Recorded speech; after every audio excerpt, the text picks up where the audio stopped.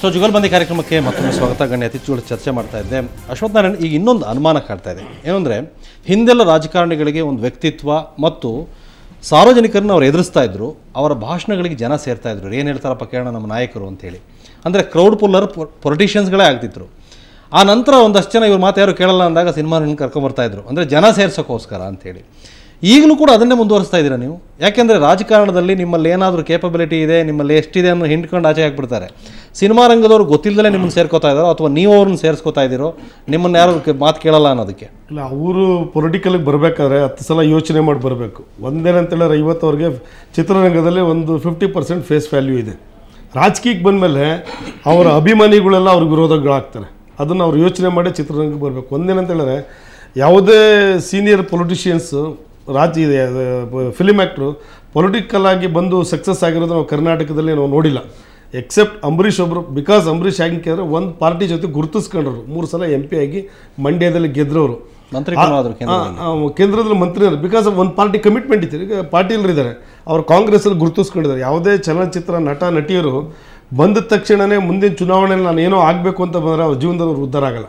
ಇಲ್ಲಿ ಅವರು ಶ್ರಮ ಪಡಬೇಕು. ಇವಾಗ ನಾವೆಲ್ಲ 30 ವರ್ಷ ನಾವು BJP right from the day BJPಯಿಂದ ನಾವು ಬಂದಿರೋದು. ಇತ್ತೀಚೆಗೆ ನಾನು MLC ಆಗಿರ್ತಕ್ಕಂಥ ಆ ಥರ ಪಾರ್ಟಿ ಯಾವುದೇ ಪಾರ್ಟಿಯಲ್ಲಿ ಗುರುತಿಸ್ಕೊಳ್ಳಿ. ಮೇ ಬಿ ಜನತಾದಳ ಈ ಥರ ಈ ನಟ ನಟಿಯರು ಈ ಥರ ಫೇಮ್ ಇರೋರು ಬರೋದ್ರಿಂದ ಪಾರ್ಟಿಗೆ ಎಷ್ಟರ ಮಟ್ಟಿಗೆ ಹೆಲ್ಪ್ ಆಗ್ತಾ ಇದೆ ಅಂತ ಅವರು ಅಂದರೆ, ಅವರು 16 ವರ್ಷಗಳ ರಾಜಕೀಯದಲ್ಲಿ ಕೆಲಸ ಮಾಡೋರು ಮುಂದಕ್ಕೆ ಒಳ್ಳೆ ಅವಕಾಶ ಇದೆ. ಅವ್ರು ಏನೋ ನಾವು ಟೂರಿಂಗ್ ಟಾಕೀಸ್ ಥರ ಸರ್ಕಸ್ ಕಂಪ್ನಿಯವ್ರ ಥರ ಬರ್ತೀವಿ ಹೋಗ್ತೀವಿ, ಚುನಾವಣೆಗೋಸ್ಕರ ಬಂದಿದ್ದೀವಿ ಹೋಗ್ತಿದ್ರೆ. ಈಗ ಮೊದಲು ಈ IAS ಆಫೀಸರ್ಗಳು ಬರೋದು ಈ ಥರ ಸ್ವಲ್ಪ ಕಡಿಮೆ ಇತ್ತು. ಈಗ IAS ಆಫೀಸರ್ಗಳು ರಿಟೈರ್ಡ್ ಆದ ತಕ್ಷಣ ಕೆಲವೊಬ್ರು ರಿಟೈರ್ಡ್ ಆಗೋ ಮೊದಲೇ ಈಗ ಟಿಕೆಟ್ ಫಿಕ್ಸ್ ಆಗಿರುತ್ತೆ ಕೆಲವರಿಗೆ.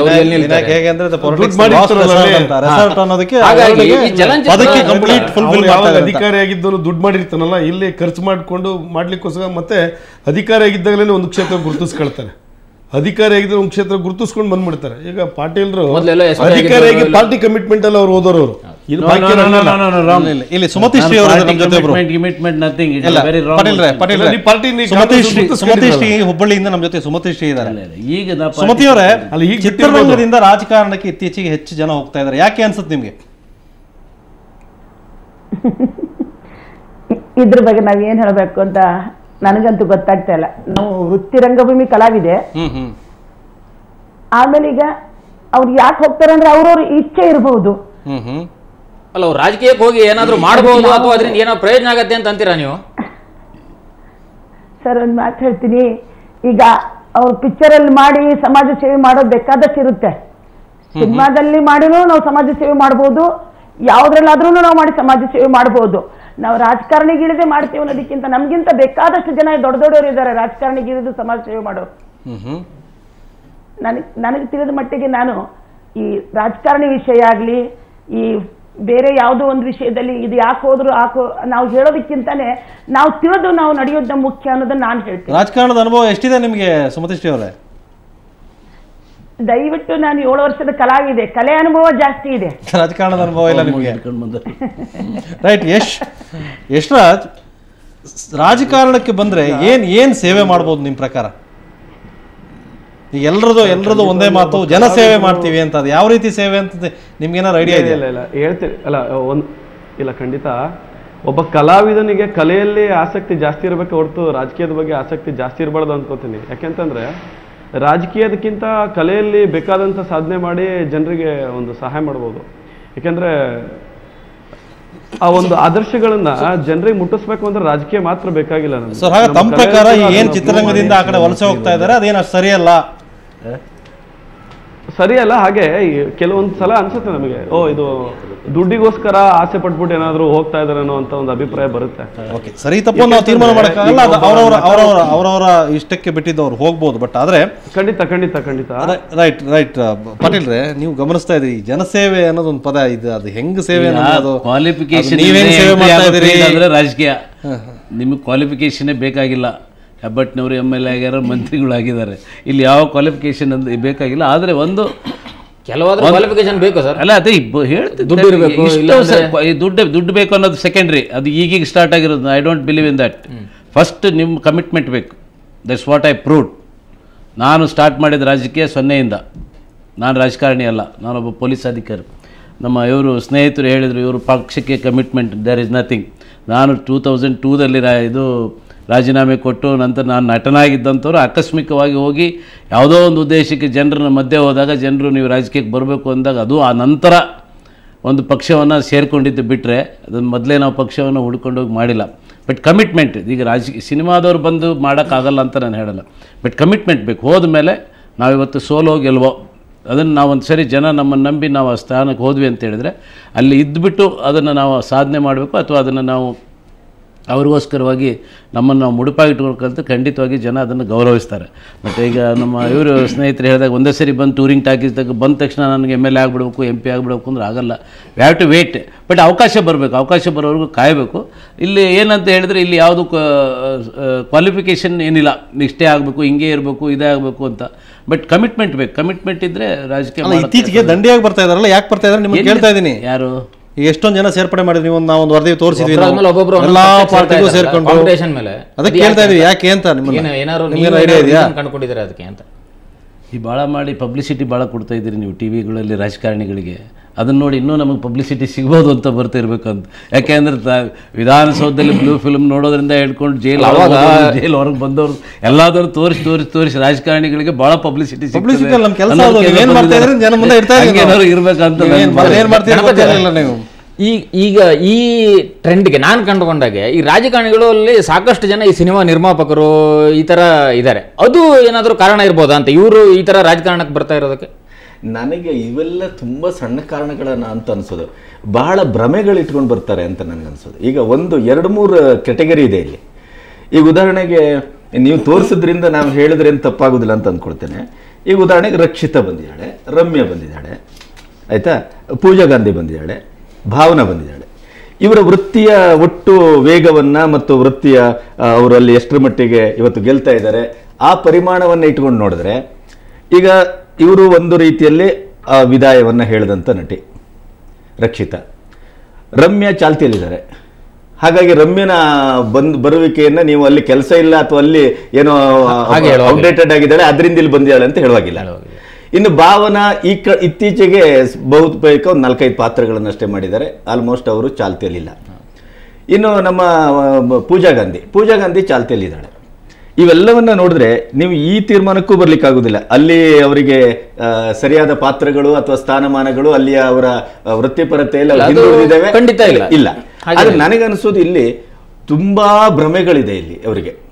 ಒಂದು ಪ್ರಚಾರದ ಪ್ರಕಾರ ಆಕರ್ಷಣೆ ಅಲ್ಲ ಅದು, ಇದು ಆಕರ್ಷಣೆ ಅನ್ನೋದಕ್ಕಿಂತ ಇದು ಭ್ರಮೆಗಳು ಅವ್ರಿಗೆ. ಯಾಕೆಂದ್ರೆ ಇಲ್ಲಿ ನೋಡಿ, ಈಗ ನೀವು ಅಂಬರೀಷ್ ಅವರನ್ನ ಇರ್ಬೋದು, ಜಗ್ಗೇಶ್ ಅವರನ್ನ ಇರ್ಬೋದು, ಪಾಟೀಲ್ರನ್ನ ಇರ್ಬೋದು, ಹಿಂದೆ ಅನಂತನಾಗ್ನಂಥವ್ರು ಇರ್ಬೋದು, ನೀವು ಇವರನ್ನ ಅಲ್ಲಿಂದ ಬಂದಂಥ ರಾಜಕಾರಣಿಗಳು ಅಂತ ಗುರುತಿಸಬೇಕಾಗುತ್ತೆ ಹೊರತು ನೀವು ಚಿತ್ರನಟರು ಅನ್ನುವಂಥ ರೀತಿಯಲ್ಲಿ ರಾಜಕಾರಣಕ್ಕೆ ಬಂದರು ಅನ್ನೋದನ್ನು ಅವರು ಗುರುತಿಸ್ಲಿಕ್ಕೆ ಸಾಧ್ಯ ಇಲ್ಲ. ಯಾಕೆಂದರೆ ಅವ್ರು ತಕ್ಕ ಮಟ್ಟಿಗೆ ಅಲ್ಲಿ ಒಂದು ತನ್ನ ಸ್ಥಾನ ಮಾನ ಇವನ್ನೆಲ್ಲ ಮಾಡ್ಕೊಂಡಿದ್ರು. ಇವರು ಯಾರೂ ಹೊಸ ತಲೆಮಾರು, ಯಾವುದೇ ಸಿದ್ಧತೆ ಇಲ್ದೇನೆ, ಯಾವುದೇ ಅರಿವಿಲ್ದೇನೆ ಈಗ ಅವ್ರು ಇಲ್ಲಿಗೆ ಬಂದಿದ್ದಾರೆ ನೋಡಿ. ಇನ್ನೊಂದು 3 ತಿಂಗಳಲ್ಲಿ ಈಗ ರಮ್ಯನೇ ಬಂದ ಇಷ್ಟು ಕಾಲದಲ್ಲಿ ನೀವು ಅದರ ಒಂದು ಮೆಜರ್ಮೆಂಟ್ ಮಾಡಿ ಅದರ ಇಡೀ ಇದನ್ನು ತೆಗೀರಿ. ಅವ್ರು ಏನ್ ಮಾಡಿದ್ರು ಅಂದ್ರೆ ಇವ್ರಿಗೆ ಏನ್ ಮಾಡ್ತೇವೆ ಅಂತ ಗೊತ್ತಿಲ್ಲ, ಯಾಕೆ ಬಂದಿದ್ದೇವೆ ಅಂತ ಗೊತ್ತಿಲ್ಲ. ಯೂತ್ ಕಾಂಗ್ರೆಸ್ ಇಲೆಕ್ಷನ್ಗೆ ಒಂದು ಏನೋ ಒಂದು ಫೋರ್ಸ್ ಬೇಕಿತ್ತು. ಒಂದು ರಾಜಕಾರಣಿಗಳು ಇವರನ್ನ ಪ್ರಚಾರಕ್ಕಾಗಿ ಎಳೆತಾ ಇದ್ದಾರೆ. ನೋಡಿ ಅಲ್ಲಿ ರಮ್ಯಾ ಬಂದ್ರು, ಇಲ್ಲಿ ನಮ್ದೊಂದು ಯಾರೋ ಒಬ್ರು ಬೇಕು. ನೋಡಿ ಅಲ್ಲಿ ರಮ್ಯಾ ಬಂದ್ರು, ಇಲ್ಲಿ ರಕ್ಷಿತಾ ಬಂದ್ರು, ಇಲ್ಲೊಂದು ಪೂಜಾ ಗಾಂಧಿ ಬಂದ್ರು, ಮಧ್ಯದಲ್ಲಿ ಮತ್ತೊಂದು ಇಬ್ಬರನ್ನ ತಗೋಬನ್ನಿ. ಇದು ಒಂದು ರಾಜಕೀಯ ಪಕ್ಷಗಳ ಮೇಲಾಟವೂ ಇರಬಹುದು. ಅದ್ರ ಜೊತೆಗೆ ಇವರಿಗೆ ಅಲ್ಲೂ ಹೋದ್ರೆ ಏನೋ ಒಂದು ಗುರುತಿಸಿಕೊಳ್ಬೇಕು. ಮತ್ತಿವತ್ತು ಪ್ರಚಾರ ಮಾಧ್ಯಮದ ಒಂದು ಇದರಲ್ಲಿ ಕಾಣ್ದಾಗ ಈಗ ನೀವು ಏನೇ ಒಂದು ಜುಗಲ್ಬಂದಿ ಮಾಡಿ, ಏನೇ ಚರ್ಚೆ ಮಾಡಿ, ಈಗ ರಾಜಕೀಯದಲ್ಲಿ ಒಂದು 3-4 ಜನ ಚಿತ್ರ ನಟಿಯರಿದ್ದಾರೆ ಅಂತಂದ್ರೆ ನೀವು ಮತ್ತೆ ಅವರನ್ನೇ ಕರೆಬೇಕು. ಈ ಎಲ್ಲ ಸಣ್ಣ ಕಾರಣಗಳೇ ಸೇರ್ಕೊಂಡು ಅದೊಂದು ಭ್ರಮೆಯಾಗಿ ಏನೋ ಬರ್ತಾರೆ. ಆದರೆ ಇವರು ಮುಂದೆ ಮಾತ್ರ ನೋಡಿ, ಈ ಯುವಕ ರಾಜಕಾರಣಿಗಳು ನಮ್ಮ ಜಯಮಾಲಾ ಅವರು ಹೇಳಿದಾಗೆ ಅವ್ರಿಗೇನೋ ಆಂಬಿಷನ್ ಇದೆ, ಏನೋ ಉದ್ದೇಶ ಇದೆ. ಯುವ ರಾಜಕಾರಣಿಗಳು ಇವತ್ತು ಬರ್ತಾ ಇದ್ದಾರೆ. ನೀವು ಪ್ರಿಯಾ ಕೃಷ್ಣ ಅಥವಾ ಇತ್ಯಾದಿ ಅವರೆಲ್ಲ ಬರ್ತಾ ಇರೋದು ಬಹಳ ಸಿದ್ಧತೆ ಮಾಡ್ಕೊಂಡು ಬರ್ತಾ ಇದ್ದಾರೆ. ಅವರು ಇವ್ರು ಯಾವ ಸಿದ್ಧತೆಯನ್ನು ಬರ್ಕೊಂಡು ಬರ್ತಾ ಇಲ್ಲ. ಆದ್ರಿಂದ ಇವರಿಂದ ಏನನ್ನೂ ನಿರೀಕ್ಷೆ ಮಾಡ್ಲಿಕ್ಕೆ ಸಾಧ್ಯ. ನನ್ನದೊಂದು ಪ್ರಶ್ನೆ ಇದೆ. ಸಿನಿಮಾದಲ್ಲಿರೋ ರಾಜಕಾರಣಕ್ಕೆ ಬರಬಾರ್ದು ಅಂತ ಏನಿಲ್ಲ, ಅವರು ರೋಲ್ ಮಾಡೆಲ್ ಆಗಬಾರ್ದು ಅಂತಲೂ ಏನಿಲ್ಲ. ರೋಲ್ ಮಾಡೆಲ್ ಕೂಡ ಆಗಬಹುದು ಕೂಡ. ಈ ಯಂಗ್ ಜನ್ರೇಷನ್, ನೀವು ಕೂಡ ಸಿನಿಮಾಕ್ಕೆ ಸುಮ್ಮನೆ ಬಂದ್ಬಿಟ್ಟು ನೀವೇನು ಹಿರಿಯ ದೊಡ್ಡ ನಟಿ ಆಗಲಿಲ್ಲ, ನೀವು ಅದರಲ್ಲಿ ಸಿಕ್ಕಾಪಟ್ಟೆ ಪ್ರಿಪ್ರೇಷನ್ ಮಾಡಿ ಭಾಳ ಕಷ್ಟಪಟ್ಟು ಆ ಹಂತಕ್ಕೆ ಬಂದು ತಲುಪಿರೋರು. ಅಷ್ಟು ದೊಡ್ಡ ಕಲೆಯನ್ನು ಅಂದರೆ ಅದೊಂದು ದೇವರ ಥರ ಪೂಜೆ ಮಾಡ್ಕೊಂಡು ಬಂದಿರೋರು. ಆ ಕಲೆಗೆ ಆ ಸ್ಥಾನ ಇದೆ. ರಾಜಕಾರಣನೂ ಕೂಡ ಹಾಗೆ, ನೀವು ಆ ಕಮಿಟ್ಮೆಂಟ್, ಇವರಾಗಲೇ ಪದೇ ಪದೇ ಹೇಳಿದೆ ಕಮಿಟ್ಮೆಂಟ್ ಅಲ್ಲ, ನಿಮ್ಮ 100% ಎಫರ್ಟ್ ಬೇಕಾದಕ್ಕೆ. ನೀವು ಕಡಿಮೆ ಆದರೂ ಆಗೋದೇ ಇಲ್ಲ ಅದು, ಮತ್ತೆ ಎಲ್ಲ ಒಂದು ಕಡೆ ಕಿತ್ಕೊಂಡು ಹೋಗಿರ್ತದೆ ಇನ್ನೊಂದು ಕಡೆ. ಏನಾದರೂ ಇನ್ನೊಬ್ರು ಯಾರೋ ರೆಡಿ ಇರ್ತಾರಲ್ಲ, ಕಾಂಪಿಟೇಷನ್ ಅಷ್ಟಿದೆ. ಇವರ ಈಗಿನ ಎಂಟ್ರಿ ಇದೆಯಲ್ಲ, ಇದು ಆ ರೀತಿ ರೋಲ್ ಮಾಡೆಲ್ಗಳಲ್ಲಿ ಆಗುವ ಅಥವಾ ಬೇರೆ ಯುವಕರಿಗೆ ಮಾದರಿ ಆಗೋ ರೀತಿಯಲ್ಲಿ ಇದ್ದಾರೆ ಅನ್ಸುತ್ತೆ ನಿಮಗೆ ಅವರು, ಅಥವಾ ಆಗ್ತಾರೆ ಅಂತ ಅನ್ಸುತ್ತಾ ನಿಮಗೆ? ಕಾದು ನೋಡಬೇಕಾಗತ್ತೆ ನಿಜ ಹೇಳಬೇಕು ಅಂದರೆ. ಯಾಕೆಂದರೆ ಒಂದು ಕ್ಷಣ ಆಲೋಚನೆ ಮಾಡುವಾಗ ಭಯನೂ ಆಗುತ್ತೆ. ಇವತ್ತು ಸಿದ್ಧತೆಯ ವಿಷಯದಲ್ಲಿ ನೋಡಿದಾಗ ನಿಜಕ್ಕೂ ಯಾವ ಸಿದ್ಧತೆಯನ್ನು ಈ ಹೆಣ್ಮಕ್ಕಳು, ಬರೀ ಹೆಣ್ಮಕ್ಕಳನ್ನೇ ನಾನು ಹೇಳೋದಿಲ್ಲ, ಬೇಕಾದಷ್ಟು ಜನ ಗಂಡಸರು ಬಂದಿದ್ದಾರೆ, ಇವರೆಲ್ಲರೂ ಕೂಡ ಯಾವ ಸಿದ್ಧತೆಯನ್ನು ಮಾಡ್ಕೊಂಡು ಬಂದಿದ್ದಾರೆ ಅನ್ನೋದು ಗೊತ್ತಿಲ್ಲ. ಯಾಕೆಂದರೆ ಅವ್ರನ್ನೂ ಕೂಡ ನಾವು ಇಟ್ಕೊಂಡು ಮಾತಾಡಿದ್ದಿದ್ರೆ ಅವರು ಕೇಳಿರೋದಕ್ಕೆ ಒಂದು ಹಿನ್ನೆಲೆ ಏನು ಅಂತಂದರೆ, ಈಗಾಗಲೇ ಸಾಕಷ್ಟು ಜನ ಬಂದಿದ್ದಾರೆ ರಾಜಕೀಯಕ್ಕೆ. ಅವರು ರಾಜಕೀಯದಲ್ಲಿ ಅವರ ಪರ್ಫಾರ್ಮೆನ್ಸ್ ಏನಂತೀರಿ ನೀವು? ಅದು ನಿಮ್ಗೆ ತೃಪ್ತಿ ಕೊಡಿದೆ ಅಥವಾ ಅದು ಜನರ ನಿರೀಕ್ಷೆಗೆ ತಕ್ಕಂತೆ ಇದೆ ಅಂತ ನಿಮ್ಗೆ ಅನಿಸ್ತಾ? ಭಯ ಆಗತ್ತೆ. ಏನಂತಂದರೆ ರಾಜಕಾರಣದಲ್ಲಿ ಯಾವತ್ತೂ ಏನಂತಂದರೆ, ನಾವು ಸಿನಿಮಾ ಕಲಾವಿದರು ಸಾಧಾರಣವಾಗಿ ನಾನು ನೋಡಿದ ಹಾಗೆ ಹೃದಯಕ್ಕೆ ಭಾವನಾತ್ಮಕವಾಗಿ ನಾವು ಬೆರೆಯುವಂಥವ್ರು. ಇಲ್ಲಿ ಈ ಕ್ಷೇತ್ರ ಇದೆಯಲ್ಲ, ಇದು ಒಂಥರ ಇಲ್ಲಿ ರಾಜಕೀಯ ಮಾಡುವಂಥದ್ದು. ಈ ರಾಜಕಾರಣ ಬೇರೆ, ರಾಜಕೀಯ ಬೇರೆ. ಈ ರಾಜಕೀಯ ಬಂದರೆ ನಮ್ಮ ಕಲಾವಿದರಿಗೆ ಎಲ್ಲೋದ್ರೂ ತೊಂದರೆ ಆಗುತ್ತೇನೋ ಅನ್ನೋಂಥ ಭಯ.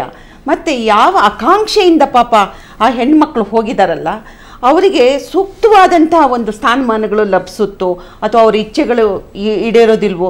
ಯಾಕೆಂದರೆ ಆ ಪಾರ್ಟಿ ಪಕ್ಷದಲ್ಲಿ 30, 40, 50 ವರ್ಷದಿಂದ ದುಡ್ದಂಥವ್ರು, ಪ್ರಾಮಾಣಿಕವಾಗಿ ದುಡ್ದಂಥವ್ರಿಗೆ ಯಾವುದೇ ಸ್ಥಾನಮಾನ ಸಿಕ್ಕಿರೋದಿಲ್ಲ.